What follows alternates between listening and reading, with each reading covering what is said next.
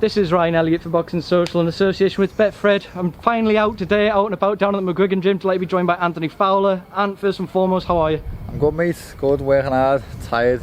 Hard getting back to the routine after a few months off, so I'm sore. Back in the routine, back in the gym. I'd imagine it was pleasant to see all the boys right up until the first circuit. Does that sound about right? No, I do enjoy it down here. I wouldn't box if I didn't enjoy it. It is really hard, but I'm in a great stable, great coach, great teammate, so I'm in a good place, yeah. Now you and Shane had started working together and developing. This break came about that everyone's had to endure. You've been back now for not long, but you're still working under this sort of flourishing working relationship with Shane. How much are you enjoying learning with him and coming in every day and still sort of getting to know each other in the gym as well? Yeah, it's really good, mate. Like every day, he teaches me something new. Like I do something wrong and I try and work on something every single day. I've got his dad's there as well, gives me a lot of good advice. His dad's a legend in the sport, Hall of Famer. He's there as well, which is a boss influence for myself and the lads, just to like look up to him, what he's done, and he always gives me like good information in between rounds and stuff, so just a boss place to work really. How much do you feel you've learned already in that short space of time, not only with Shane there, who's obviously a very esteemed coach, you mentioned Barry McGuigan as well, who likes to work with the fighters and give them little bits of knowledge from his time in boxing too. How much do you feel you developed in that short space of time? Yeah, a lot. I do think I've improved loads straight away. Like I've had to work on a lot of different strengths. Like I box like a lot different now to what I used to. Like people have seen on the pads and stuff, and they can see a big change. And I think it suits me more because I'm using me attributes, me height, me range, me power. I'm moving my feet more. I think it's going to be more effective going forward. Getting hit less. I'm behind my lead shoulder. I'm working off my jab, which is my best punch. And I feel as though when I'm sparring and stuff for the last camp, I was sparring really well. I was hitting bigger lads.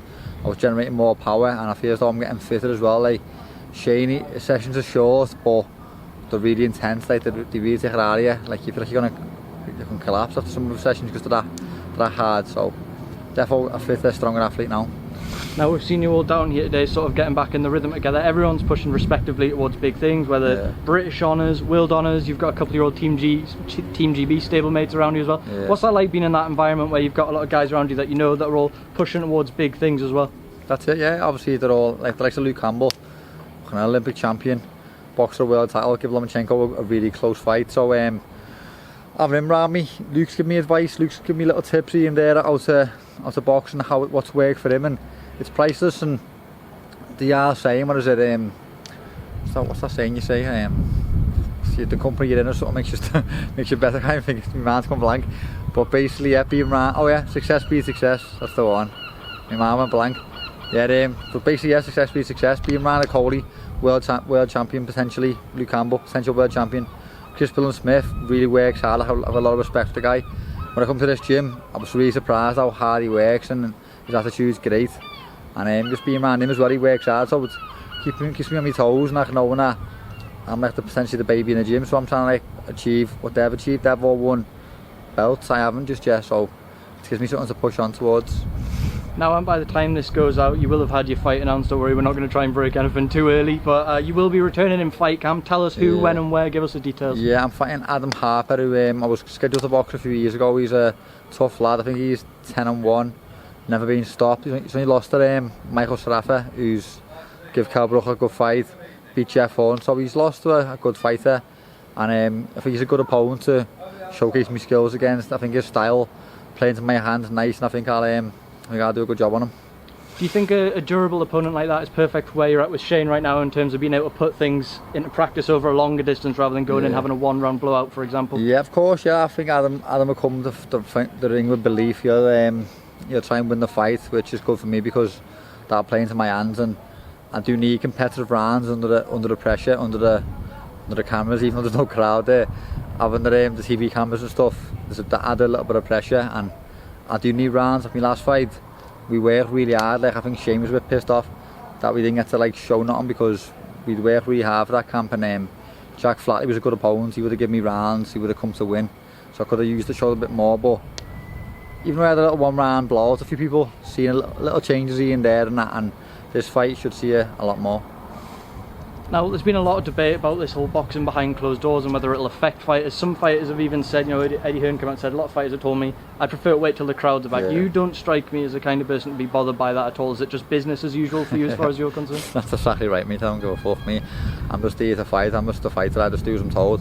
Shane will say fight, and I don't even ask who it is. I just say sound. I'm not really one to like negotiate and stuff. The way I look at it, I'm the fighter. I do as I'm told. So whoever he says fight, I'll fight. And whether it's behind closed doors or a packed arena, I'm going there to hurt him. So that's just, I've got that business attitude, and people who spar me will tell you that I spar really hard. I take my job really serious. So like, there's no like going in the ring because there's no crowd. Doesn't bother me. Like, I'll be going in the ring to take him out.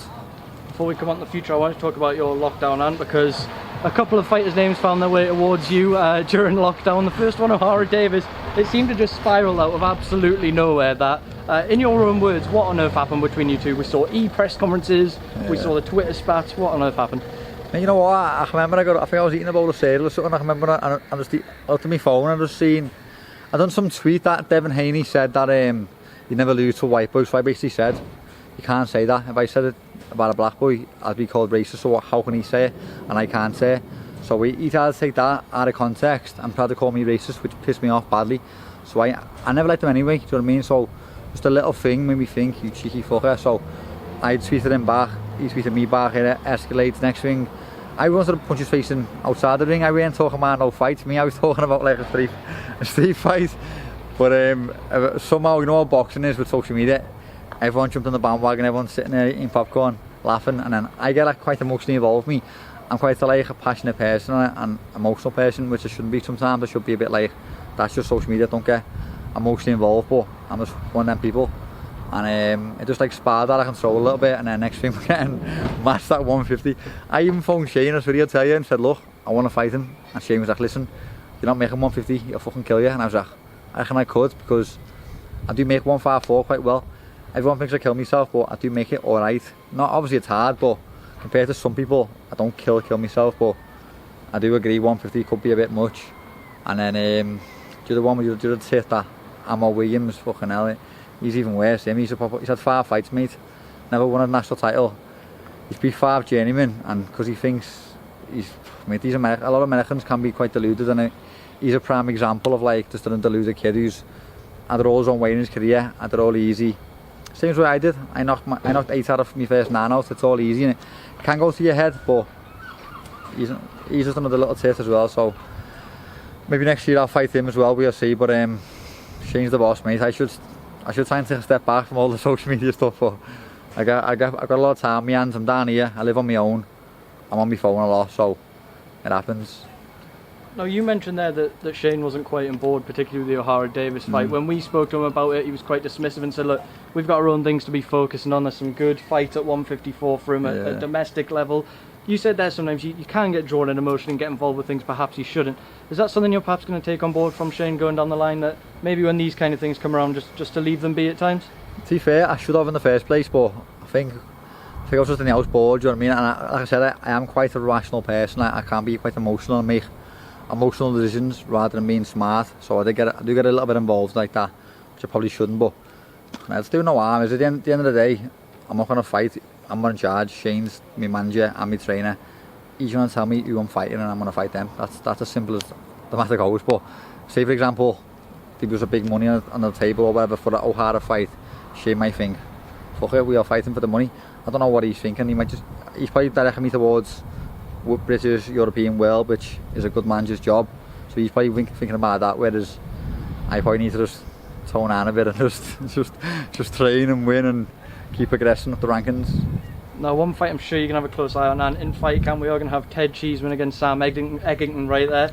First and foremost, your thoughts on the fight. How do you see it playing out stylistically? Yeah, it's a good fight. I hope Eggington wins. I like Eggington.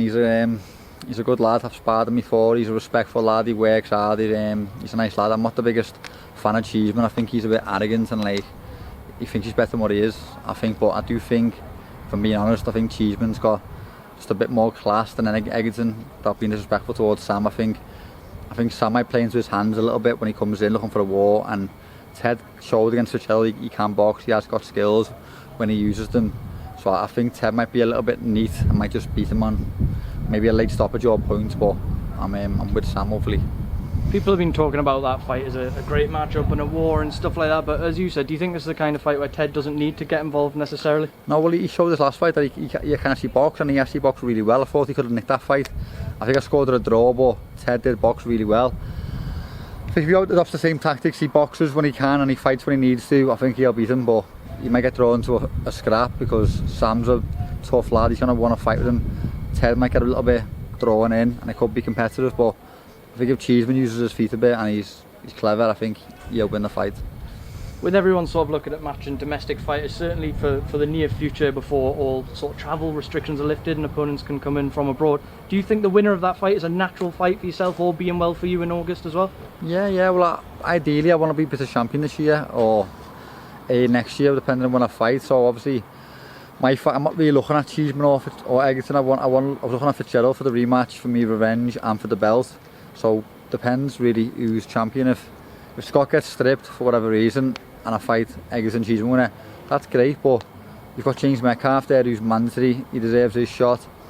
I wouldn't mind fighting Metcalf for the vacant belt or fighting Scott, so I'm half looking forward rather than to the side where I've had a bit of a little dodgy run since I've lost to Fitzgerald. I've had to box Rose, Scarf, meant to be Flatley, they're all like domestic English champion level. I want to be British champion and then I want to push on, so I would obviously like to fight the likes of Cheeseman, Egerton, because the big fights for the British title, so as long as I win that belt I'd love to defend against them too because they are good fighters. It'll be a great fight, great bill, could be a top of the bill fight, and then if I prove that I'm the best in Britain then I can move on to European, but again that's me, it's what Shane says, what he wants to do. You mentioned Fitzgerald there, we don't know his situation yet with regards to when he'll be returning to the ring. If that fight was still possible though, do you think that is a fight for when crowds return? Do you think it needs it for that kind of a fight? Yeah, well I was in my house today, funny enough, and some lad messaged me who's actually in jail saying he's in the same wing as Scott Fitzgerald. I think he's in jail, if I'm honest. That's what I've been told, so if he's in jail, mate, I don't think he's going to be fighting me anytime soon, and I can't see the board. I don't know what's going to happen, mate. I don't know what's going to happen, like as long as I get a fight for the belt I'm happy. I'm over all that. I was a bit obsessed with the rematch for a long time, but if he can't sort the shit out and he can't stay in the gym and stay out of trouble and he gets stripped, I'll just keep moving on my career. My career is what it's all about. My career isn't about Scott Fitzgerald, it's about me. So as long as I keep winning the titles, that's what I'm about. So then I wanted to get your thoughts on Andrew Selby, one of the most talented amateurs to ever come out of Great Britain, announced his retirement last week. Great shame. Someone you know from the Team GB days, someone you were at the Worlds at. In your own words, just how great a talent was Andrew Selby and how big a shame is that as well? He was special, mate. He was unbelievable. Like, I think he won European gold twice, which is some achievements. And yeah, when we were in the Worlds, I won a bronze and he won a bronze. I think, actually, I'm not sure if he got a bronze. I think he did, yeah. I think me and him won bronzes for GB the same year. And he was probably one of the best amateurs ever. But as a pro, he's had a lot of bad luck. He had that defeat against the Mexican in Mexico. Would have been promoted by someone like Eddie, and he probably would have got it over in Wales and had a home advantage and might have beaten. But I can see why he's retired, do you know what I mean? He's probably just thinking, I'm not earning no money, I'm starving myself to make the weight. It's an hard sport of boxing. If you're not like getting sponsored by people and you're not on the big bills, you're not earning good money, you're starving yourself, you're in the gym twice a day. I'm living away from home, I'm down here by myself. It's really, really hard if you're not getting paid good money, you're not getting exposure, you're not earning a good living. You might just think, why am I starving myself? Why am I training twice a day? Why am I taking punches for a living when I'm not earning no money? So he's probably just thought, fuck it.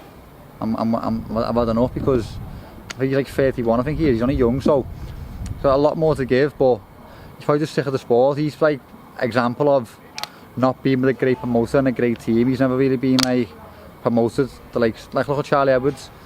Charlie and Selby, that's both similar talents. Charlie's done amazing, world champion, big following, he's earning good money, got good sponsors. Selby, just as good of a fighter, but hasn't been promoted right and hasn't been directed the way Charlie has, and Charlie's done amazing. Andrew quite hasn't, and he hasn't earned no money.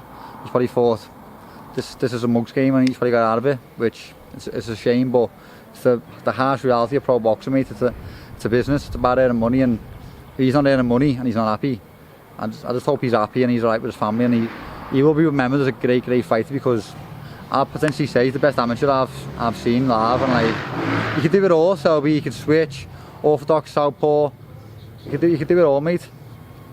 I second that. I went and watched him on a show in Cardiff when I was first on the media scene. I couldn't believe how good he was when I was watching Unbelievable, him in mate. there. A great shame, and wish him all the best in retirement, obviously. Now, and I don't want to keep you too much longer because I understand the Red Men are kicking off in just over an hour or so, and you want to go get freshened up and get yourself home. So I'll leave the final word to you. Back in action in August. What can we expect to see from the machine? I want to show sort of a bit different variety to my game, a bit more like composure, a bit more relaxation, a bit more quality in my shot, a bit more footwork movements, and just being like a more of a calm professional rather than all guns blazing like I was at the start of my career. I was too emotionally involved in my fights. I want to show my brain in this fight and just take them apart and then take them out rather than rushing in and trying to blast them out round one like I used to. So just a bit more of a smarter fighter and a bit more classy. Well, Ant, thank you so much for making time for Boxing Social. Good luck with camp and good luck with the fight date as well. Thank you, mate. Thanks very much, mate. Nice one.